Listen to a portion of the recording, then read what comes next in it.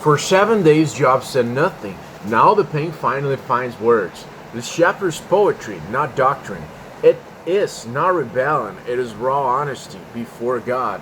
After this, Job opened his mouth and cursed the day of his birth. Important thing here, Job does not curse God. He curses the day he was born. Faith can lament existence without rejecting God, okay? So then Job wishes the day he was born had never existed. He had turned to darkness. It had been erased from the calendar of creation. He even imagines that night being barren. No songs of joy, no announcement of life. This is extreme language and intentional. Scripture allows the suffering to speak without editing the pain, okay? So then Job asks questions with no answers given. Why didn't I die at birth? Why was I received and nursed? Why did life continue? These are not accusations. They are existential cries.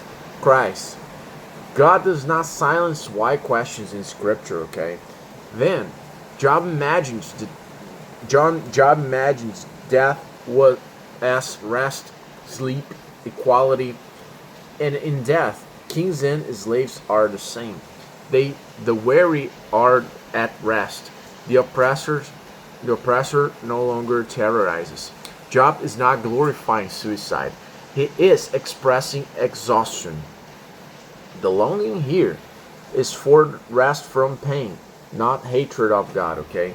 So then Job widens the question beyond himself. Why give light to the miserable? Why give life to the bitter and soul? People who long for death search for it like hidden treasure. Job speaks for all who suffer deeply, not just himself, okay? And then Job concludes with a devastating confession. What I fear has come upon me. What I dreaded has happened to me. He ends with no rest, no peace, only turmoil. Job's suffering is not theoretical. It is complete, okay? What are the key lessons from this chapter? First one is God permits honest lament. Faith is not pretending everything is fine. Second lesson, cursing life is not cursing God. Job never crosses that line, okay? Third lesson, why questions are biblical. God records them without rebuke. Fourth lesson, desire for rest is not desire for rebellion. Job longs for relief, not sin. Fifth lesson, Scripture dignifies suffering voices. Pain is not minimized or corrected here, okay? So in summary, this chapter, Job breaks his silence and pours a poetic lament, okay? Pours out a poetic lament, cursing the day of his birth and questioning why he was ever given life. He does not accuse God, but expresses profound anguish, exhaustion, and longing for the rest from suffering. Job's words give voice to deep human pain and show that Scripture allows space for grief, confusion, and unanswered why questions.